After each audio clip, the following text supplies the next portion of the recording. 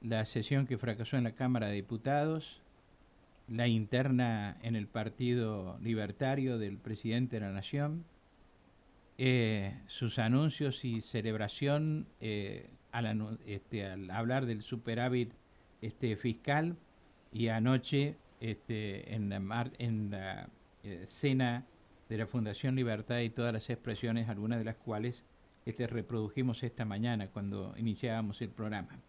Ramón Estrada es nuestro consultor político y sobre todos esos temas le pedimos que hable. Ramón, buen día, ¿cómo te va? Muy buen día, Mario, para vos. Un gusto estar en Radio Universidad saliendo al aire con ustedes en este momento tan preciado de la historia. Bueno, ¿por dónde vas a empezar las referencias de hoy? Y por hoy deberíamos irnos por lo menos a lo más del principio de semana, que fue el anuncio, la utilización de la cadena nacional. Me parece que por ahí deberíamos empezar a hilvanar. También se podría empezar por la interna libertaria, que va de la mano porque la atraviesa semana a semana. Así que preferiría Para el arrancar. presidente es más trascendente la cuestión económica, ¿no? Sí, totalmente, porque por principalmente vos podés tomar ciertas referencias del discurso, los principales postulados dentro de los 16 minutos que utilizó. Primero que todo, que no es la primera vez que utiliza la cadena nacional, otra vez recurre a la cadena nacional y en un horario pico del prime time, donde se pusieron en funcionamiento todo el andamiaje de la comunicación digital de la cual dispone la Libertad Avanza y sus seguidores, de la cual reprodujeron vía streaming, vía YouTube, vía en vivo, en directo, por las múltiples plataformas, la cadena nacional y generar todo un contenido sobre lo que es. Pero también uno puede tomar, por ejemplo, una frase que dice que es un hito que debe enorgullecernos a todos como país, en referencia a que el presidente tuvo un mensaje que no tuvo ningún anuncio, principalmente anuncio a la sociedad, a las personas que andan a pie, al trabajador, el que le está padeciendo día a día, los trabajadores formales, informales, los jubilados, porque no hubo un anuncio específico. En realidad la cadena nacional estuvo emitida para economistas con el oído fino, porque ellos los que entendían los números que están favoreciendo en este momento un sector de la Argentina, porque festejar este primer trimestre y tener un equilibrio financiero no te da lugar a cómo se realizaron estos números, porque si la mayoría de los economistas sostienen y están de acuerdo en que Javier Milei utiliza la economía como su espada para defenderse, pero la sociedad no se siente identificado en esa batalla. Sí, ahí podemos traer a colación de que esto lo hace en perspectiva de que tiene que mantener a la sociedad lo más polarizada posible, porque su objetivo es llegar a las elecciones del año que viene con una sociedad hiperpolarizada, Claro. donde su objetivo es aumentar las bancas en la Cámara de Diputados. Sí. Bien, entonces ahí tenés un ejemplo. Pero como te decía, los economistas, la unanimidad de ellos, se referencian en un dicho ni más ni menos de Carlos Melconian. No soy devoto de Carlos Melconian, pero sí tiene asideros de vez en cuando, hay que rescatarlo, porque él sostiene que él le hace una definición a la cadena nacional del festejo del superávit fiscal de Milei y del equipo económico, donde nos puso a Toto Caputo como el héroe, después del caputazo que tuvimos a fines de año pasado. Y Melconian, que dice que este objetivo se cumplió con un 25% de motosierras, donde entra la obra pública, los recortes, los fondos nacionales que tenía que distribuir para las provincias. Un 25% está compuesto por la bicicleta de los pagos, de no se realizan los pagos, por ejemplo, a las centrales eléctricas. Y el 50% está compuesto por la licuadora, que también es lo que festeja Javier Milei, la licuadora, y que principalmente recae en más de 20% en el sector de los jubilados. Es complejo entender la cadena nacional si por el otro lado no se tiene la pulsión de cómo está la sociedad para saber si es un festejo el superávit a pesar de cómo está recibiendo los aumentos en la medicina privada y en la educación privada, por ejemplo, la paralización de la obra pública, el efecto que está teniendo en toda esa mano de obra que hacía años que venía teniendo su ritmo, sus recaídas, pero no había estado en esta situación de que se paralice por completo la obra pública nacional. Ujú. Sí. Y digamos, esta situación, ¿es comprendida en esos términos por la ciudadanía o no? A ver, es que la ciudadanía, la pulsión de la ciudadanía está en otra frecuencia de donde toma la pulsión, valga la redundancia, Javier Milei. Ellos estuvieron muy atentos a la marcha federal universitaria que se realizó hace 2 días, que desbordó las expectativas de todos los que la organizaron y los que la vieron hasta por televisión. Lo cierto es que acá Javier Milei lo que busca es consolidarse en medio del caos, consolidar su imagen en medio de este caos que él mismo ha creado con su DNU y con sus proyectos. La sociedad y la pulsión que tienen es que Javier Milei observa más con determinación lo que sucede en las redes sociales, principalmente en Twitter. En Twitter vos podés tener un termómetro con un listening, haciendo una escucha, un barrido, una escucha de las conversaciones de las últimas 24, 48, 96 horas, donde vos filtrás y ves cuáles son los hashtags que más estuvieron trabajando, que más repercusión tuvieron, que más viralización tuvieron. Javier Milei está muy enfocado en observar qué pasa en el mundo de las redes sociales. Sí vio esta semana que se empezó a polarizar el tema, que tanto los hashtags a favor del gobierno y los hashtags que estaban a favor de la marcha federal universitaria estaban parejos, no estaba uno por encima del otro, donde normalmente siempre en el termómetro de ellos, de la Libertad Avanza, en las redes sociales siempre está muy positivo por el 70% de la imagen que tienen en redes sociales en vivo y en directo. Pero la pulsión de la calle es otra cosa. Se lo vio, lo pudimos ver todos los argentinos, todas las argentinas que participaron y vieron por distintos canales, por distintas informaciones, lo que se fue la marcha federal universitaria, que no pasa desapercibido, no puede pasar desapercibido porque cuando se revisa en la historia la etapa del mileísmo, de Javier Gerardo Milei como presidente, el 23 de abril del 2024 va a quedar en esa historia de Javier Milei, porque esta gran movilización nacional en defensa de la universidad pública, desfinanciada justamente por Javier Milei. ¿Se entiende? Y digamos, las decisiones que se vienen adoptando en el ámbito gubernamental, vinculadas, por ejemplo, con el intento de establecer finalmente la ley base. Eh, ¿Cómo ves que se está desarrollando ese proceso cuando a su vez el presidente anoche dice dejen de lado la ley base?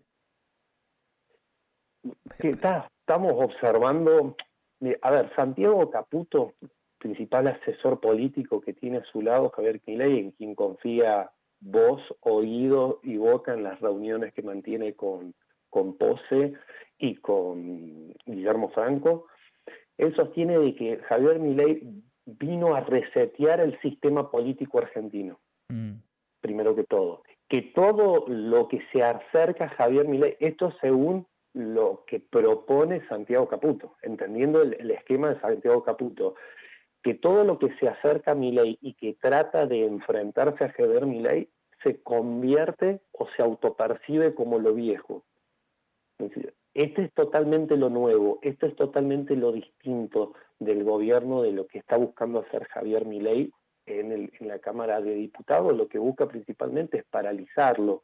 Lo ha dicho en distintas manifestaciones, ha tenido distintos, porque en algo que todos podemos coincidir, los que están del lado de la oposición y de los que están del lado del oficialismo, donde no haya neutralidad posible, donde uno pueda decir que Javier Milei o el conjunto del equipo del Ejecutivo Nacional, por las distintas medidas, se han peleado con toda la Argentina. No tienen un sector claro de la Argentina que hoy esté a favor de ellos, claramente visible. Y dicen, no, nos sentimos que en el sector de la cultura estamos bien, tenemos el aval, el apoyo de los principales artistas, de los principales referentes del arte nacional.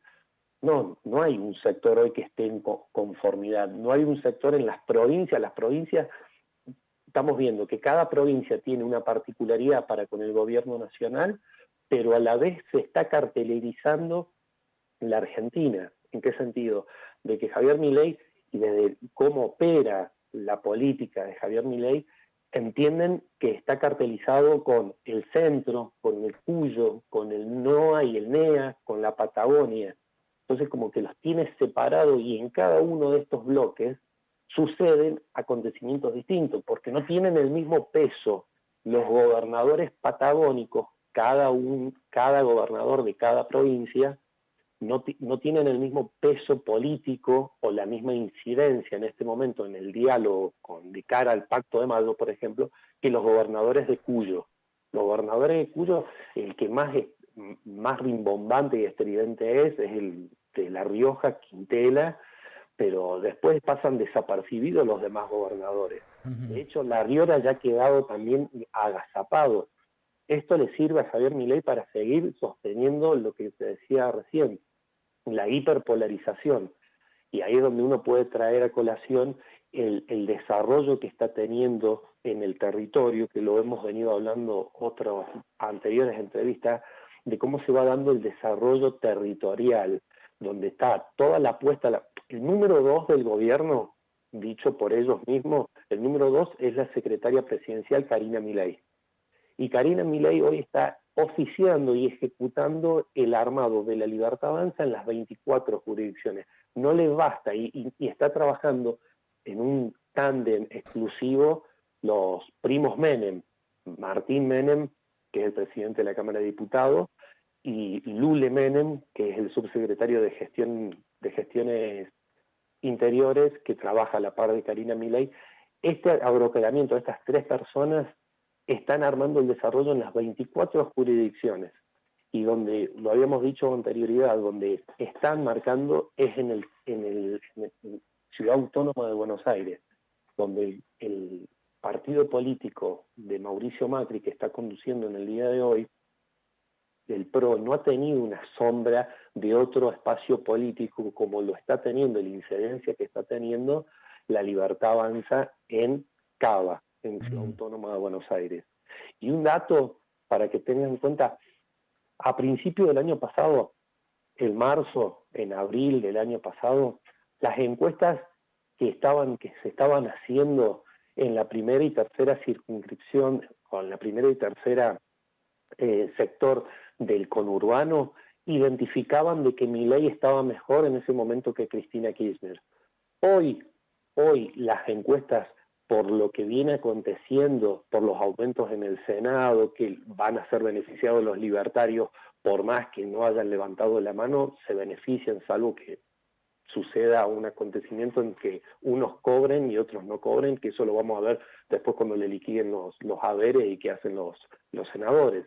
Eso le repercutió mucho. Que hoy por hoy, en el primero y el tercer cordón del conurbano bonaerense, ha caído 20 puntos la imagen de Javier Milei. 20 puntos.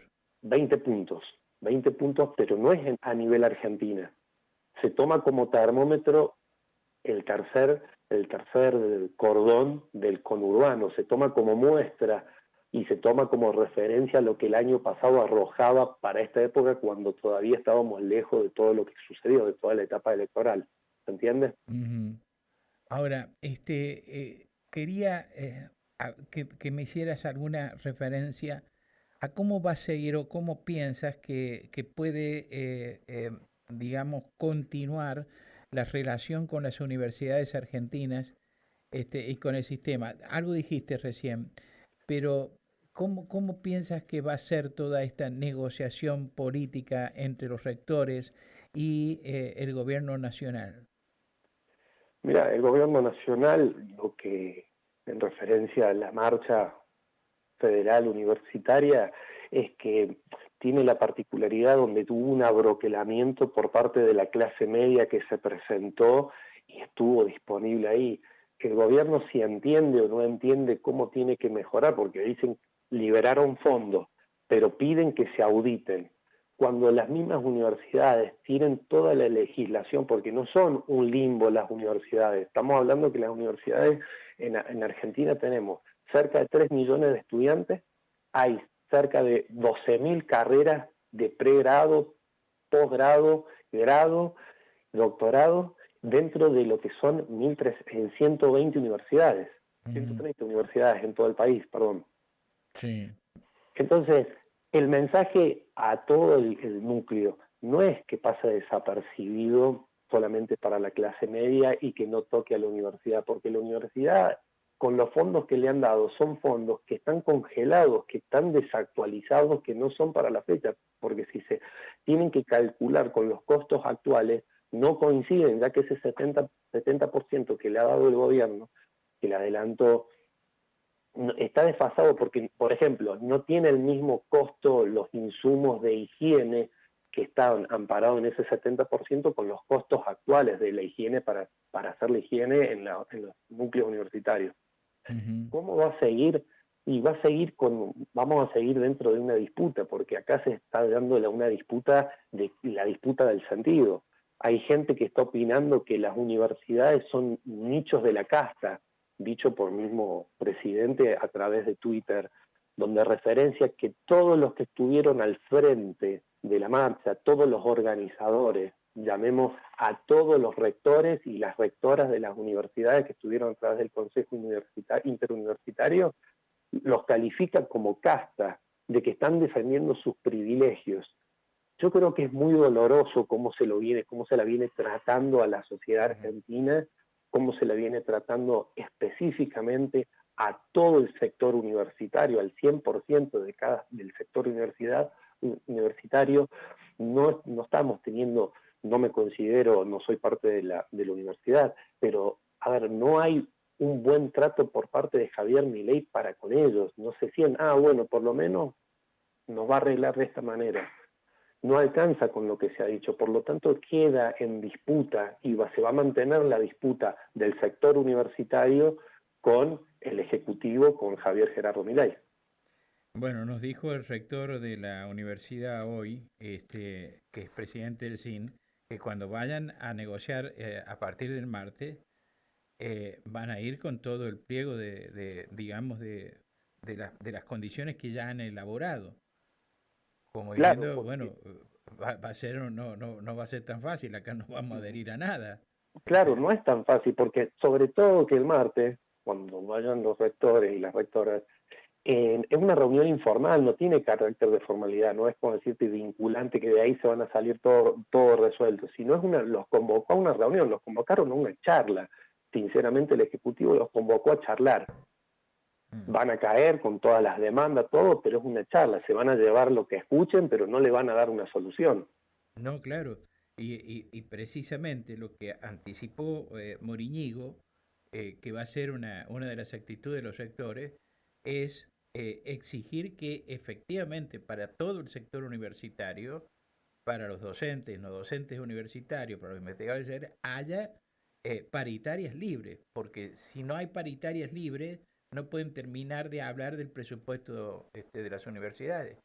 Lo demás es funcionamiento. Algo tan sencillo como eso y básico.